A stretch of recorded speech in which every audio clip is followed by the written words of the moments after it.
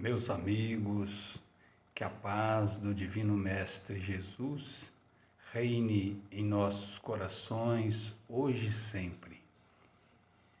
Hoje vamos tratar de um assunto que, devido ser o mês de setembro, as casas espíritas, elas fazem esse trabalho preventivo que é a respeito do suicídio. Então nós vamos hoje falarmos sobre o suicídio, sobre a visão espírita, Ou seja, o suicídio na ótica ou na visão espírita. E suicídio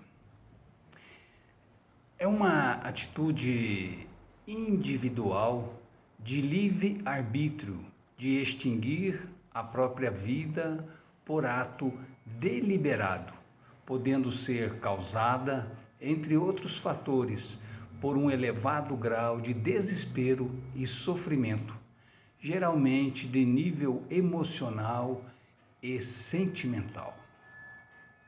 Do ponto de vista da doutrina espírita, o suicídio é considerado um crime e pode ser entendido não somente no ato voluntário que produz a morte instantânea, mas em tudo quanto se faça conscientemente para apressar a extinção das forças vitais.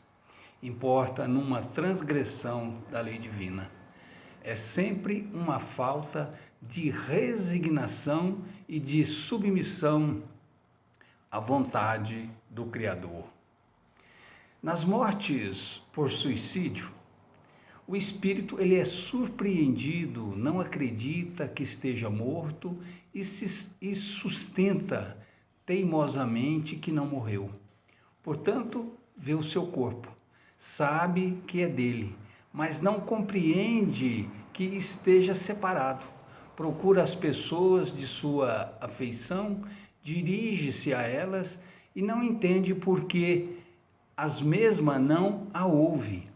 Esta ilusão mantém-se até o completo desprendimento do espírito. Então ele compreende que não faz parte mais do mundo dos vivos. E por que de tudo isso, O espírito, apesar dele ter procurado a morte com as próprias mãos, ele parece não acreditar, é como se não soubesse, que tinha havido aquele problema, da extinção da vida. Mas o que acontece é que, como nele ainda existe as forças vitais estão praticamente intactas, então isso mantém o espírito preso ao corpo. E devido a isso, ele vai ter essa impressão, essa falsa impressão de que ainda está vivo. Por quê? Porque ele está preso aos seus despojos, porque devido a essa vitalidade, o espírito ainda não consegue evadir-se do local e se libertar do seu corpo. Então ele vê todo esse processo que se tem após aí a morte. Ele vai ver todo esse ato de decomposição cadavérica, nós temos também assim uma grande orientação sobre o suicídio nas obras básicas, Então Allan Kardec traz para nós ali, todas as orientações possíveis para que o ser não cometa este ato terrível. Lá em O Livro dos Espíritos, nas perguntas de 943 a 950, e 57, o Kardec discute o tema apontando as causas e as consequências deste ato sinistro. Em O Evangelho segundo o Espiritismo, no capítulo 5, Bem-aventurado os aflitos, analisa o suicídio juntamente com a loucura. E em O Céu e o Inferno, no capítulo 5, na segunda parte, há relato dos próprios suicidas sobre o seu estado infeliz na erraticidade. E nós vamos ter também outro referencial, né, no livro que é um best-seller, Memórias de um Suicida, que vai falar do Vale do Suicida, ou seja, o lugar para onde vão as almas daqueles que cometeram o suicídio.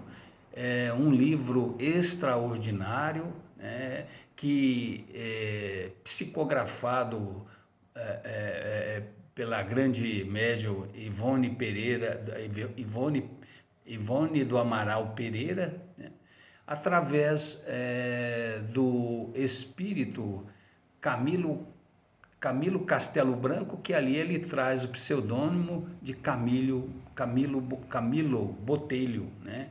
Então é um excelente livro para que nós possamos ver as consequências estarrecedoras daqueles que cometem o suicídio. Lá na pergunta 944 de O Livro dos Espíritos, o Kardec ele indaga: temos o direito de dispor da nossa vida? E os espíritos respondem: não. Só a Deus assiste esse direito. O suicídio voluntário importa numa transgressão desta lei. Nós vamos agora detalharmos algumas razões para o suicídio. O porquê disso? O que leva a pessoa a esse ato desesperador? Primeiramente, ele pensa em fugir dos seus sofrimentos, né, e não sofrer mais. Também vamos ter a incapacidade de resolver os seus próprios problemas. Temos também os desequilíbrios fisiopsíquicos e espirituais, o materialismo, né, o desgosto pela vida e a falta de fé. É responsável pela quase totalidade dos suicídios. A incredulidade, a simples dúvida sobre o futuro, as ideias materialistas, numa palavra, são os maiores incitantes ao suicídio, ocasionam a covardia moral. E quais são as causas do suicídio, né? Vamos ver as principais causas. Elas advêm de psicoses vindas de fugas anteriores.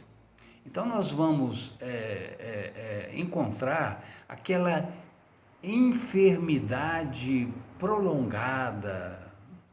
A pessoa também que está com ciúmes, né?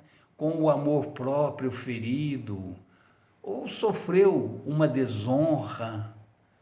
Às vezes os remorsos são gritantes dentro de si, o tédio, a falta de fé na vida, a ociosidade, desgostos pela vida, a perda de entes queridos, a loucura, a indução de terceiros, desilusões afetivas e uma infinidade de atos aí, né, que vão mexer com o nosso orgulho.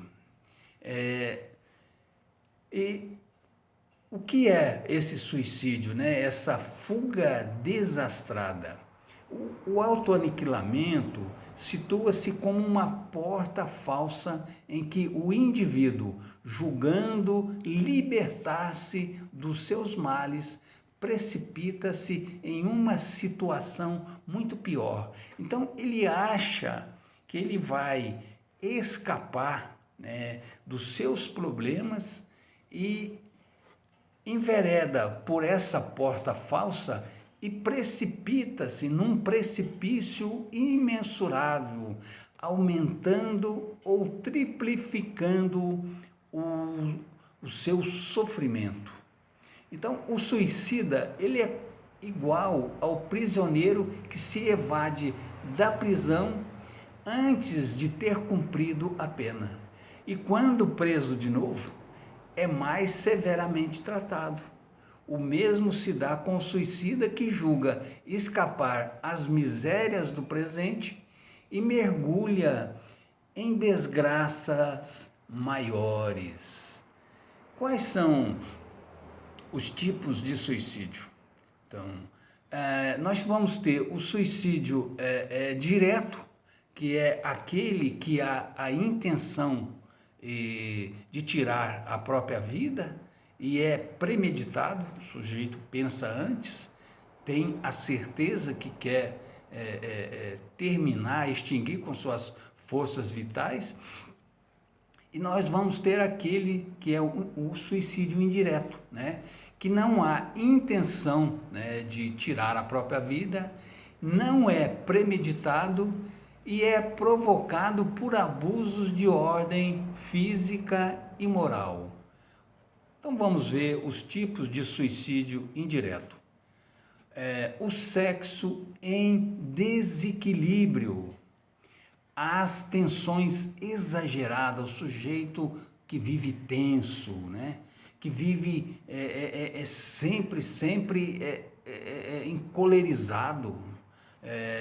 Então, os vícios, né, como o álcool, o cigarro, os próprios tóxicos em geral, vai corroendo o seu organismo, vai dilapidando, digamos aí, toda a sua estrutura, né?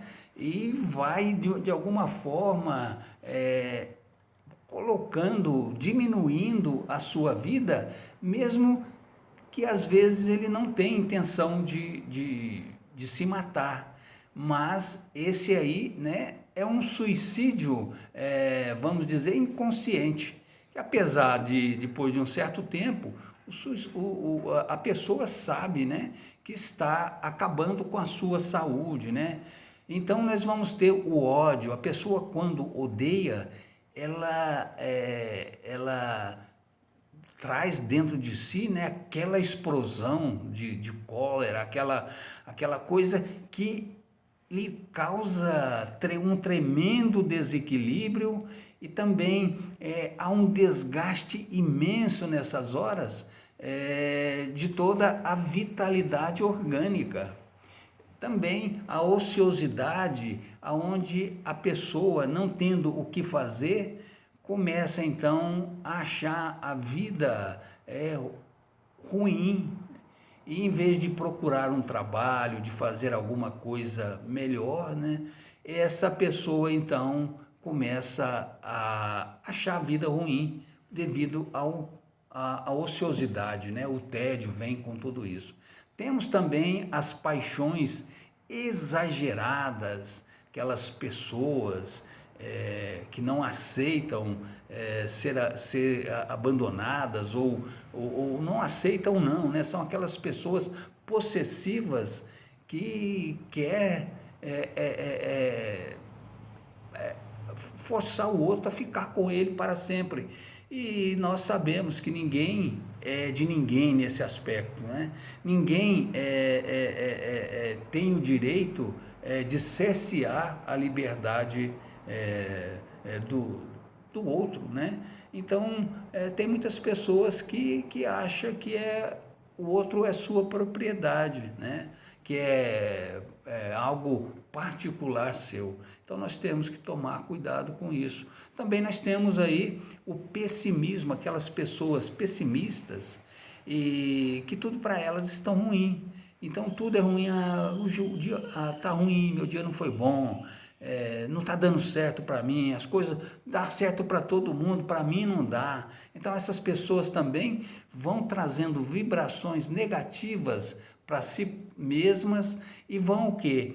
Mantendo o seu padrão vibratório baixo e fazendo uma conexão com os espíritos mais atrasados, né? Com os nossos irmãos aí que se aproveitam disso e as coisas ficam ali dentro daquele nível ruim, né?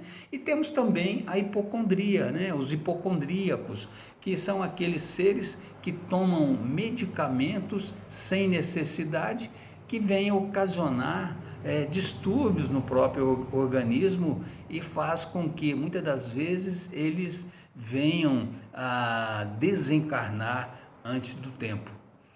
Então nós temos, e o suicídio direto? O suicídio direto é aquele que leva ao rompimento imediato dos laços vitais. Então esse é premeditado, então o sujeito vamos dizer, ele sobe em cima de um prédio, atira lá embaixo, né? Tira ali, acaba com a sua vida, ou comete um suicídio aí atirando na própria cabeça, e aí há o rompimento imediato de todos os laços vitais. Então esse é o suicídio direto. Então o suicídio ele não consiste somente no ato voluntário que produz a morte instantânea. Está também em tudo que se faz em conhecimento de causa, que deve apressar prematuramente a extinção das suas forças vitais. E as consequências? Quais seriam as consequências do suicídio? Continuação do sofrimento em um nível muito maior. Ele estava tentando sair do sofrimento seu aqui na Terra, mas vai cair num sofrimento muito mais intenso. Vai se localizar em regiões de sofrimentos, aquelas regiões inferiores do plano espiritual, ali no Vale dos Suicidas, né? no umbral, naquelas regiões terrivelmente demonstrada através aí da psicografia de Chico Xavier, pelos livros de André Luiz e mesmo, né, do livro aí Memórias de um Suicida, que nós vemos ali como aquele ambiente é terrível, é tétrico, né? E vão ter também tormentos, vão ser atormentados ali diretamente, vão ter recordações, pesadelos constantes e vão também ter lesões a nível perispiritual. E essas lesões, ela pode se refletir na reencarnação. Então vamos dizer o seguinte, o sujeito, ele vamos dizer que ele dá um tiro no ouvido, tá? E aí o que? A bala entra, né? Entra e vai penetrar pelo seu cérebro. Então esse sujeito, além de ali no plano espiritual inferior, lá no Vale dos Suicidas, ele está vendo tudo isso, fica remoendo aquilo, vendo aquilo constantemente. O que acontece? Aquela trajetória da bala ali, ela pode, digamos ali, trazer sequelas para o seu perispírito. Então, pode dar um problema na sua audição, na visão, na fala, né? Porque o que? Vamos dizer ali que o seu sistema cerebral foi em partes danificado, e isso vai refletir no perispírito. E vai numa próxima reencarnação, então a pessoa pode nascer surda, ela pode nascer muda, sem saber falar, né? Ela pode nascer cega, conforme tenha sido aí, digamos aí, essa lesão. E aí a gente fica pensando, né? Por que que essa criança nasceu aí com esse problema? Por que que nasceu cega? Ou por que que nasceu surda? Ou por que que nasceu muda? Ou por que que será que ela tem uma síndrome de Down, né? Então nós vamos ver que tem muitas possibilidades do espírito ter cometido um suicídio numa vida anterior. Nós não queremos aqui dizer que todos os cegos, que todos os surdos, todos os que nascem aí mudos, né, e nessa coisa toda, cegos, eles foram suicidas. A doutrina espírita não generaliza nada. Nós sabemos, como ela nos explica também, que há espíritos aí que são espíritos fortes e que querem impulsionar a sua própria evolução e às vezes pedem para si aquele tipo de prova para evoluírem muito mais rapidamente. Também nós vamos ter o que? O espírito vendo o desperdício de tempo valioso do seu progresso, né? Que então ele ficou ali estagnado em sofrimento.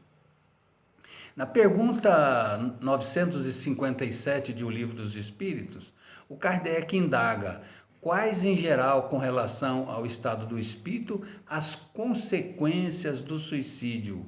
E os espíritos respondem, muitos diversos são as consequências do suicídio, não apenas determinadas. Em todos os casos, corresponde sempre às causas que o produziram. Há, porém, uma consequência que o suicida não pode escapar, é o desapontamento, porque a vida continua, ele vê que, apesar do ato nefasto que ele praticou, ele continua vivo, porque o espírito é imortal, então ele sente um desapontamento muito grande. Mas a sorte não é a mesma para todos, depende das circunstâncias. Alguns expiam a falta imediatamente, outros vão em nova existência, que será pior do que aquela cujo cursos interromperam, né? Mas nós temos que ver que os seres podem praticar o mesmo tipo de suicídio, porém as consequências vão ser ou podem ser diferentes. Por quê? Quando o sujeito premedita, ele faz friamente, ele faz assim com uma grande antecipação, ele elabora ali na sua mente como vai ser a coisa, ele escreve às vezes uma carta e deixa explicando por que os motivos que ele fez aquilo, e então esse aí age de caso pensado, age com uma frieza, com essa convicção. E já aqueles que, digamos, suicida-se assim, sem pensar, né? Às vezes ele se decepciona por alguma coisa ali, naquele instante, então ele age por impulso. E então nós vamos ver que aí os atenuantes são diferentes. Para um que pensa e que tem aquela condição, que não está levado pelos frêmitos do momento, então ele poderia então estar tranquilo, igual aquele outro que, vamos dizer assim, ele agiu, mas se ele tivesse tempo, às vezes ele poderia moderar tudo isso aí, né? Então há atenuantes em todos os casos, né? Então nós não podemos julgar que todos vão ser iguais. Então o suicida no pós-morte, ele pensa então que continua vivo, observa o seu corpo e pode permanecer ligado a ele, sentindo-lhe a desagregação, né, devido ao seu perispírito estar ligado ao corpo, através dos laços fluídicos que ainda não foram rompidos, devido aí, digamos aí, a grande vitalidade existente no corpo, né? E esse estado pode durar o tempo em que deveria o sujeito ter vivido, né? Ele continua a sentir as agonias da morte e sofrimentos maiores do que os que quis evitar. ele tem uma enorme perturbação espiritual decorrente da consciência culpada e da certeza íntima de ter transgredido a lei divina. Longo processo de reabilitação através da expiação. Primeiro, nas zonas purgatoriais, né? Ali, digamos, no Vale dos Suicidas, ali no umbral, né? Nas regiões inferiores, extinguindo ali, digamos, toda a sua vitalidade, tudo aquilo, né? Tem que ser drenado de alguma forma. E depois, em nova encarnação. Nos suicidas, o duplo etérico, que é o corpo da vitalidade, né? Que temos em nós, ele ainda está pleno de energias vitais e permanece ligado ao perispírito e ao cadáver, fazendo com que o espírito sinta uma espécie de repercussão daquilo que está a ocorrer na matéria, ou seja, da decomposição. Então ele vai sentir, né, como se tivesse ali os vermes roendo o seu corpo, apesar do seu corpo já não ter mais vida. Mas por quê? É porque devido ao perispírito estar ligado ao corpo físico, então ele vai ter ali uma impressão por repercussão, né? Como se estivesse sentindo ali na atualidade, devido ainda que os laços fluídicos não foram rompidos. E isso é extremamente grave, né? É um sofrimento terrível. E lá no livro Memórias de um Suicida, o Camilo Botelho, que nada mais era do que o Camilo Castelo Branco, o grande escritor português, que ficou cego e ele não aceitou aquilo, né? Ficou, digamos aí, revoltado e deu um tiro no ouvido. E então as considerações dele, ele narra para nós lá, é o seguinte, que ele vai encontrar um panorama desolador, composto por vales profundos, com gargantas sinuosas e cavernas sinistras, no interior das quais uivavam, quais maltas de demônios enfurecidos, espíritos que foram homens, dementados pela intensidade e estranheza, verdadeiramente inconcebíveis do sofrimento que os martirizavam. Aqui ele está falando do Vale do Suicida, né? Quando ele lá chega. E ele prossegue: nenhuma forma de vida penetrava nesta paragem aflitiva, a não ser a nossa própria presença, traduzida por supremo horror. O solo era imundo, pastoso, escorregadio, fétido e repugnante. O ar era pesado, asfixiante, gelado, nevoeiros ameaçadores, sufocante, submetendo os espíritos a um suplício inconcebível ao cérebro humano, habituado às gloriosas claridades do sol. Então ali era tudo escuridão, né? Aqueles gemidos, aquelas gritaria, aquela balbúrdia, e não tinha, digamos, nenhum raio do sol penetrava ali aquelas zonas purgatoriais. E os sentimentos, continua ele, não havia ali nem paz, nem consolo, nem esperança. Tudo era marcado pela desgraça, miséria, assombro, desespero e horror.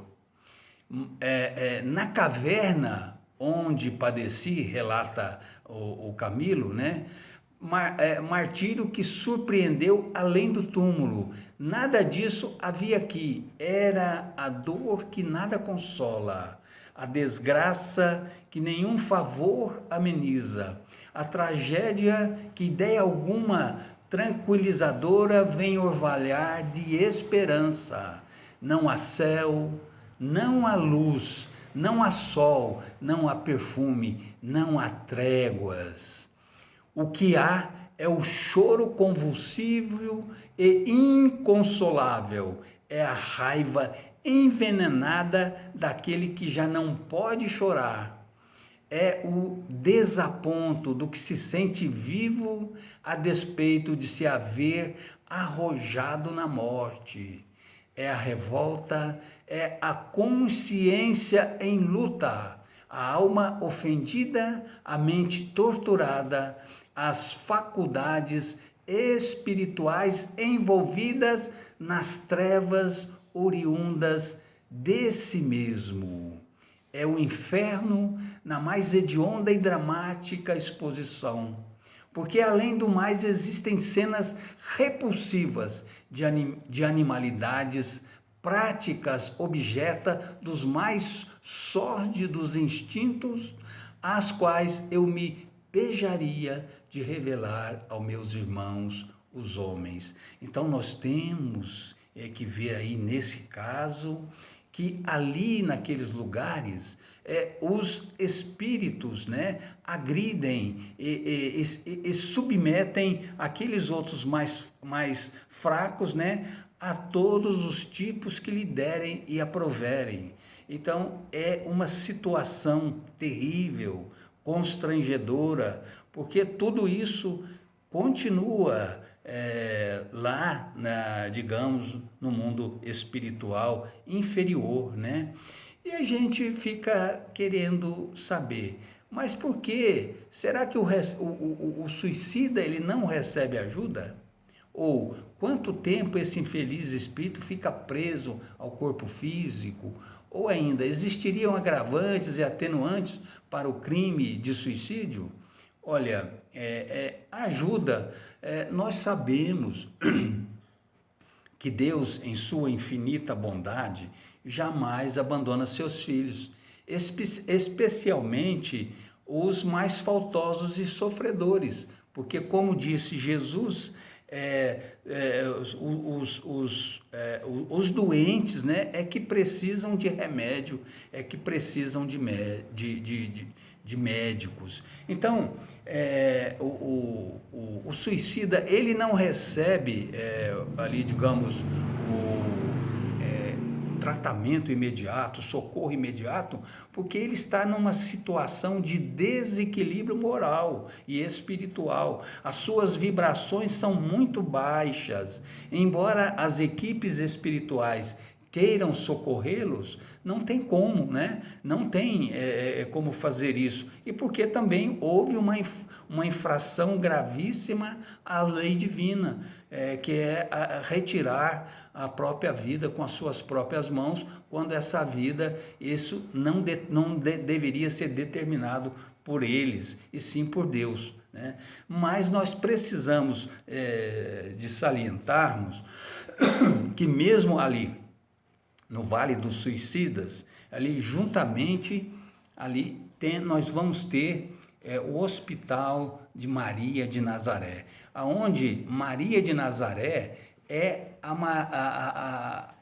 aquele ser, né, que mais trabalha e que tem um amor infinito pelos suicidas. Então ela, como mãe que e representa a mãe de toda a humanidade, Maria, ela faz um trabalho maravilhoso, né, com todos os seus legionários ali naquele hospital, para depois que tiver toda aquela, houver aquele expurgo, digamos, das vitalidades, né? E toda aquela coisa que atrapalhava, então aí o espírito os espíritos vão ser levados, quando tiver condições, e vão ser abrigados lá no lar de Maria, né? No Hospital de Maria de Nazaré, e ali vão fazer, digamos assim, uma reestruturação, um aprendizado para que eles possam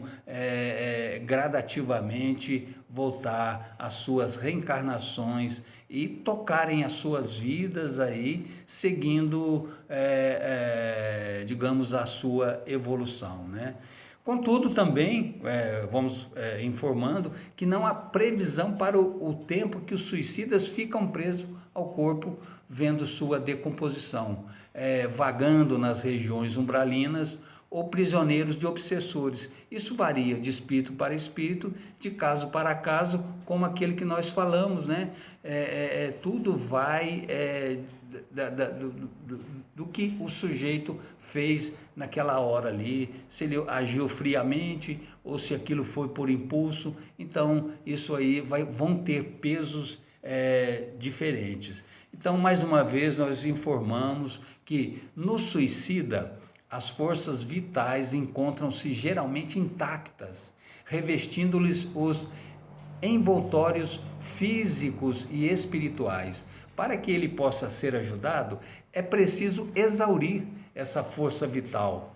E enquanto isso não acontece, o infeliz fica aprisionado ao corpo físico, acompanhando a sua deterioração e revivendo o ato do suicídio. Então ele fica revendo, né, a bala entrando na sua cabeça, ou o ato que ele tenha feito.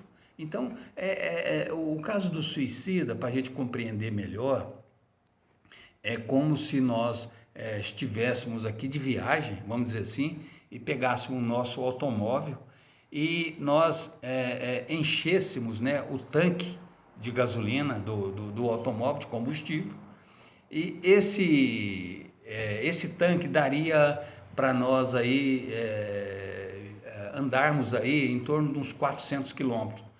E o que acontece?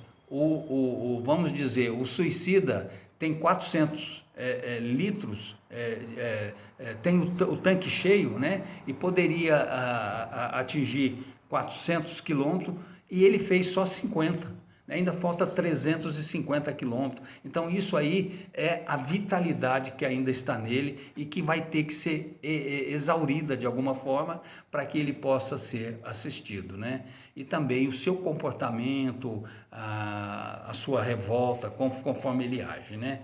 E o escritor, o Camilo Castelo Branco, ele conta que nos primeiros meses após o desencarne, ele vagava entre o cemitério e a região onde morava, sentindo fortes dores na área atingida pela bala e com grave perturbação mental pelas sensações físicas impregnadas em seu perispírito.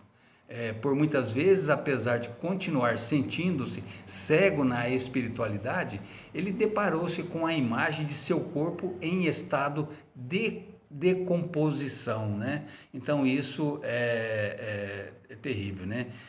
Segundo o tipo de suicídio direto ou indireto, então surgem também as distonias orgânicas derivadas que correspondem a diversas calamidades congênitas, inclusive a mutilação e o câncer, a surdez e a mudez, a cegueira e a loucura, a representarem terapêutica providencial na cura da alma. Então isso aí vem como um atenuante, né? Em razão do desrespeito à lei, em proporções aí, digamos, das matrizes perispirituais que foram mutiladas, né? E que agora, então, gradativamente também o espírito, através das reencarnações, ele vai tendo que vir, né? E refazer todos esses seus componentes aí até o seu organismo, o seu corpo físico estar aí, vamos dizer assim, normal, né? Então vamos ver aí os tipos, né? Os tipos de suicídio que o espírito cometeu e quais vão ser aí, digamos, os fatores, né, que podem ocasionar aí na sua reencarnação. Então aqueles que se envolveram em envenenamentos, né, eles podem renascer com problemas digestivos e com problemas endócrinos e doenças no sangue. Aqueles que faziam, retalhava aí, digamos aí o braço, né? Ou que cortou as veias, assim, ele nasce no cretinismo, né? Aqueles seres cretinos, aqueles seres que parece ser meio abobalhado, aqueles seres que meio no estado aí vegetativo, que não tem assim, digamos assim, uma coordenação mental, né? Aqueles que se queimam, né, se suicidam através do fogo, esses nascem, vão renascer com doenças sérias de pele, a efizema, o fogo selvagem e uma infinidade de doenças aí terríveis da pele. Aqueles que se enforcam, né, podem nascer com problemas no sistema nervoso, com paralisia cerebral infantil. E aqueles que se atiram lá dos prédios, dos altos prédios, né? Eles podem nascer com inflamação do tecido ósseo, distrofia muscular. E aqueles que se asfixiam, né? Esses podem nascer com efizemas e cistos pulmonares. Consequências no futuro, então, também desses espíritos. Nas suas reencarnações, ele vai ter abortamento e dificuldades para reencarnar, tendência inevitáveis em vidas posteriores. Então, quando chega naquele tempo que ele suicidou, então na sua nova encarnação, aqueles problemas vão aparecer. E ele tem que superar aquilo. E se ele não supera, ele pode incorrer novamente em suicídio novamente. Porque muitos suicidas, né, eles aí, vamos dizer, aí, voltam a cometer esse ato aí terrível, porque há um arrastamento muito forte. Então tem que ser, o espírito tem que ser forte e tem que superar, porque é o que traz amadurecimento. Todos nós temos provas, expiações, isso compete a nós não podemos fugir covardemente, né? Então, ao espírito é necessário cumprir o seu papel, né? Aquilo que corresponde às suas necessidades.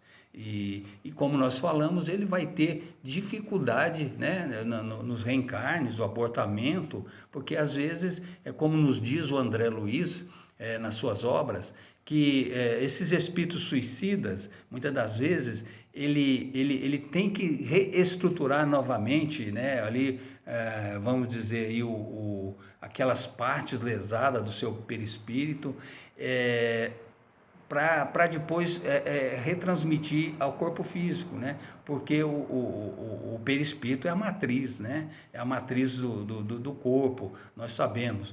E o que acontece? Então, às vezes, o feto já nasce, é o natimorto, numa encarnação, aí na outra ele pode viver 1 hora e desencarna novamente, na outra vive 3 ou 5 horas, e ele vai vindo sucessivamente assim, até ele reestruturar e poder levar avante aí a sua encarnação, né? E uma outra coisa também, ele vai ter karma de solidão, né? Então a sua vida vai ser muito solitária, ele vai sentir muitas dificuldades, vai ter provas mais difíceis, ter pesadelos constantes, e ele vai ter saudades da vida mesmo quando encarnado. Então é aquela coisa do sujeito dizer, nossa, mas eu estou com uma saudade, não sei o que está acontecendo comigo, eu estou com uma saudade de algo, parece que é algo que eu já vivi, ou que eu não sei, tenho uma saudade. Então ele tem saudade da vida, né? A saudade da vida, aquilo ainda lhe bate na sua consciência. E, então é terrível, e nós precisamos aí de orientarmos a todos os nossos irmãos que estão com essas tendências, que não façam isso, que procure ajuda, né? Que procure a sua família, abra-se com eles, né? Falem com seus amigos, porque o suicídio é algo terrível. Você vai escapar de um mal menor e vai se infiltrar num mal extremamente maior, né?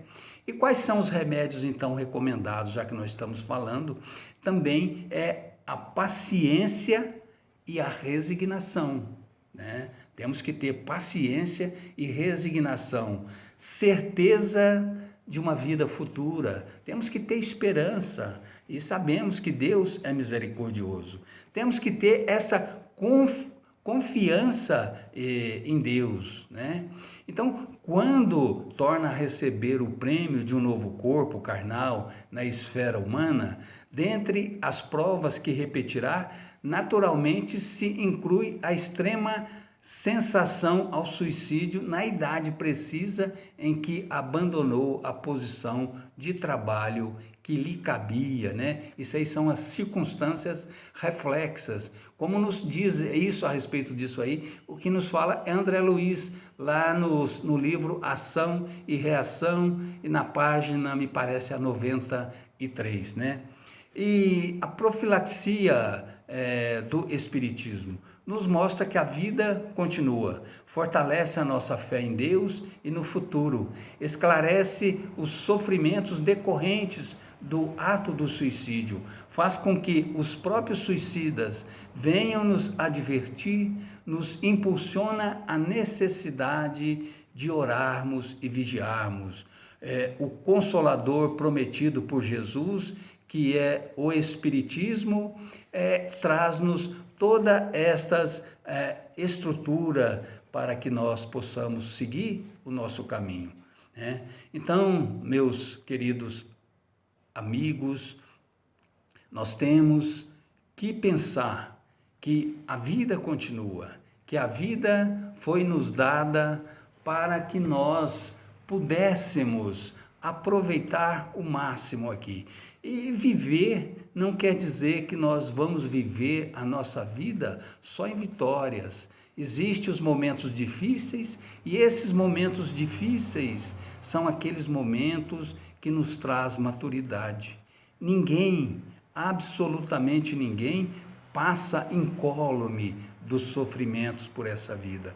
Todos nós sofremos, mas é preciso nesse momento em que nós estamos sofrendo, procurarmos ajuda, acreditarmos em Deus, acreditarmos que o ser humano há de ser solidário conosco, acreditarmos nos nossos familiares, nos nossos amigos, deixarmos o orgulho de lado e falarmos abertamente dos problemas que levamos em nossa alma e que às vezes está muito pesado para ficar só conosco. Nós precisamos dividi-lo. Então é para isso que servem os amigos.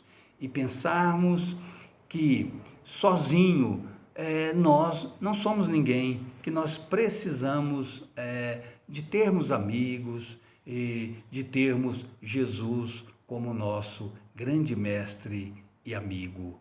Então, assim, nós vamos terminando esse nosso estudo e rogando a Deus e a Jesus que nos ampare, que nos ilumine e que faça com que todos nós possamos cada vez mais valorizar o dom da vida, porque a vida ela é preciosa e a vida é um dom divino. Muito obrigado a todos e que Jesus nos ampare e nos ilumine hoje e sempre na nossa jornada evolutiva.